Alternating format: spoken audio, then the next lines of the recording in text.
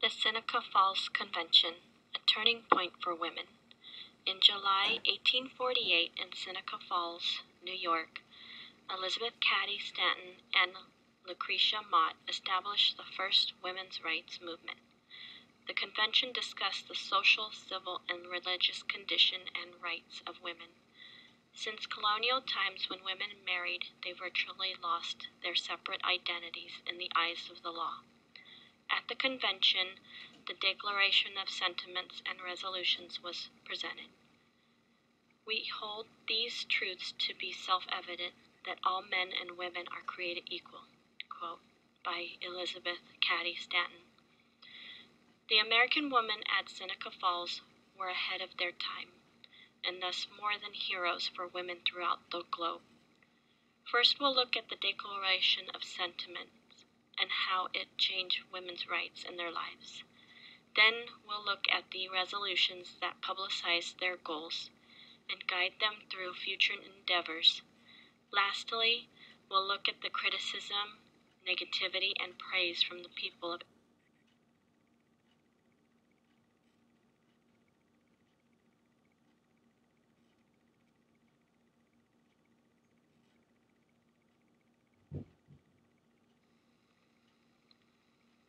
The Declaration of Sentiment, which modeled the Declaration of Independence, was a turning point for women. Elizabeth Cady Stanton and a small group of women, Mary Ann McClintock, Martha C. Wright, Jane Hunt, and Lucretia Mott, helped organize the convention and created the Declaration. Also, a small amount of men supported them and addressed speeches in favor of them. James Mott, Thomas McClintock, and Frederick Douglass. The Declaration of Sentiment was a turning point for the American woman to women's rights. The history of mankind is a history of repeated injuries on the part of man towards woman, having indirect object the establishment of an absolute tyranny over her. She has never been permitted to exercise her inalienable right to the elective franchise and deprived her of first-rate citizen. By law, she has no voice, has withheld her rights, and if married in the eyes of the law, civilly dead. He has taken her rights in all property, even wages she has earned. He has made her immortally an irresponsible being.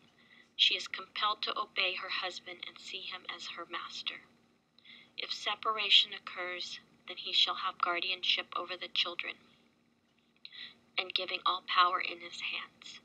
She is deprived of all rights as a married woman and single woman.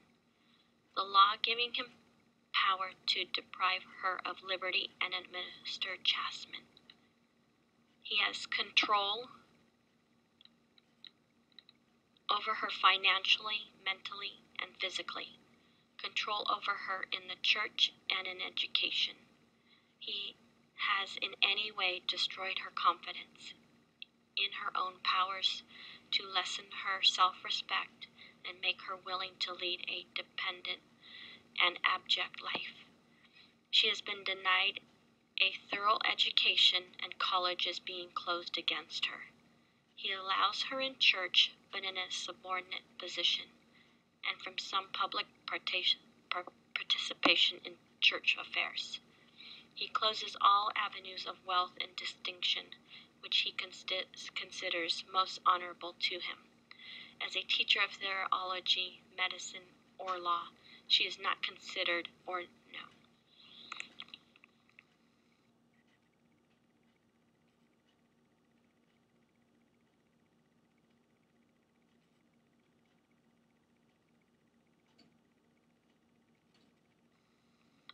Elizabeth Cady Stanton, which would help women publicize their goals and guide them through future endeavors, also created the resolutions. Of the 12 resolutions that were debated and approved, the 9th was the most controversial, which was a woman's right to vote. The resolutions were debated and approved, leading the way to women's rights. Women are man's equal and are intended by the Creator, the highest good of the race. demands that she be recognized as such, that she will not be inferior to man, be degraded or ignorant. She will have all the rights she wants.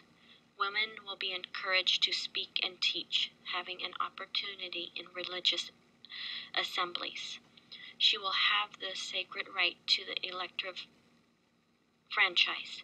She will have the objection of indelicacy and impropriety, which is often brought on while she addresses a public audience. Equality in human rights.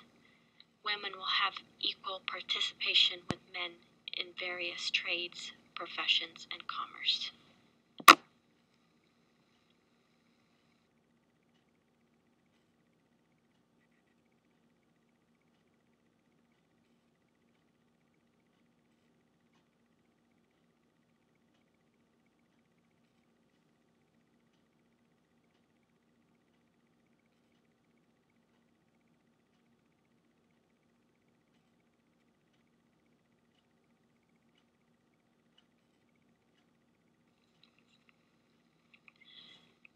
Much criticism and negativity was generated from the Seneca Falls Convention, but the convention also received praise and positive reaction as well.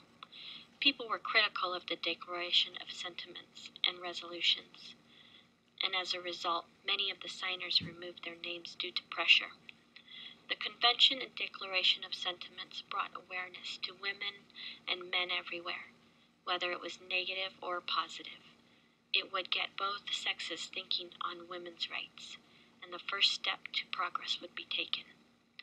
The convention brought respect and positive reaction from Frederick Douglass. Quote, "One of the most interesting events of the past week was a holding of what is technically styled a women's rights convention at Seneca Falls.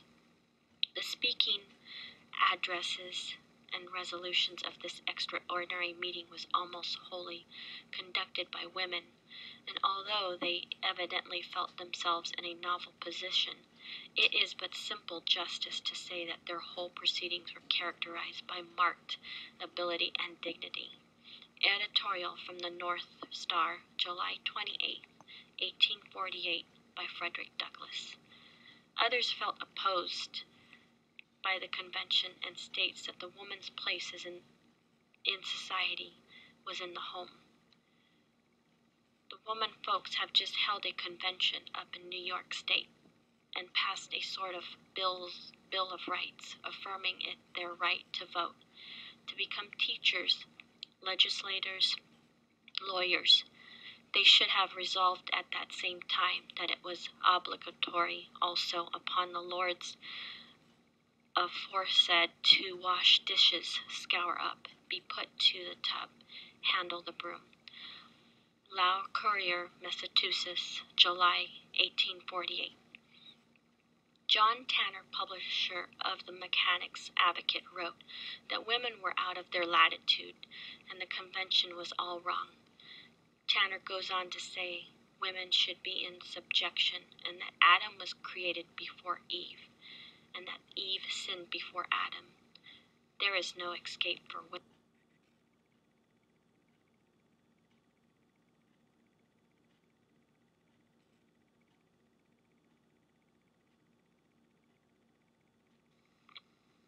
In conclusion, the Seneca Falls Convention was a huge turning point in history for women.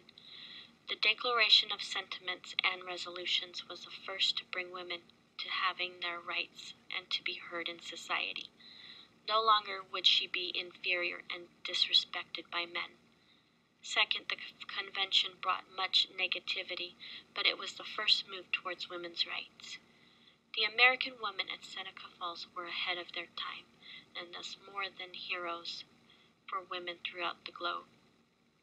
After studying and researching the Seneca Falls Convention, I didn't realize that women went through so much hardship before the women's rights movement. The women at the time endured so much, from not having a voice to being inferior, degraded, and considered ignorant. By looking at the Declaration of Sentiments and Resolutions, it opened my eyes and thoughts. I guess I would have to say I took being a woman and living in the United States for granted. There's many parts of the world today that women don't have rights and still struggle with being unheard and degraded.